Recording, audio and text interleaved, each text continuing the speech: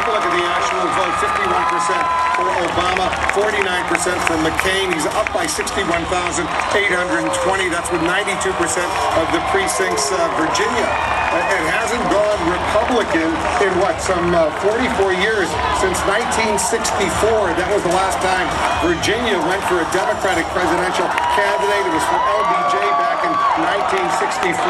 But now Virginia and its electoral votes, we project, will go for Barack Obama. We're only a few seconds away from the top of the hour when these states will be closing, and there are some big ones, especially California, the largest state in the United States with 55 electoral votes. Hawaii, that's where Barack Obama was born. It will be closing its polls. Idaho, Oregon, and Washington states, both of those states have been going Democratic in presidential contests in recent years. So in a few seconds, those states will be closing their polls, and presumably we'll be able to see what's going on and make perhaps a major projection at that point. This is a moment that a lot of people have been waiting for. This is a moment that potentially could be rather historic.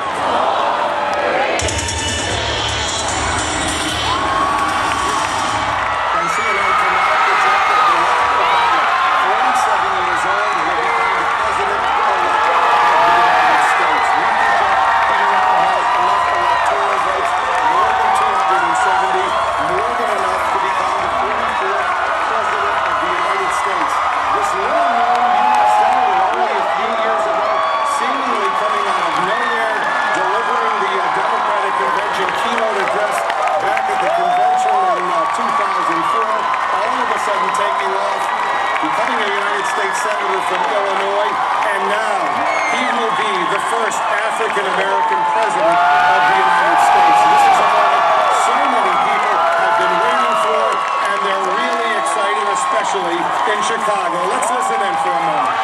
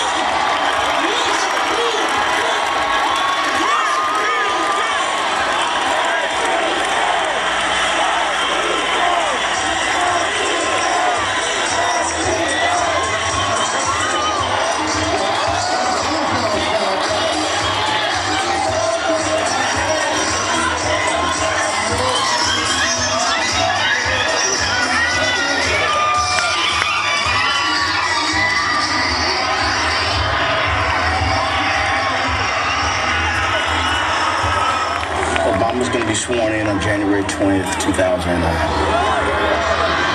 2009 will mark the 100th anniversary of the National Association for the Advancement of Colored People.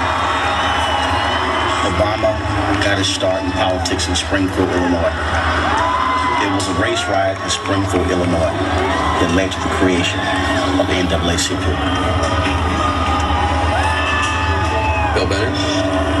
I think I said everything I want to say. Pray for him, pray for the country. Congratulations. It's a great country. It's a great country, and I hope he's a great president.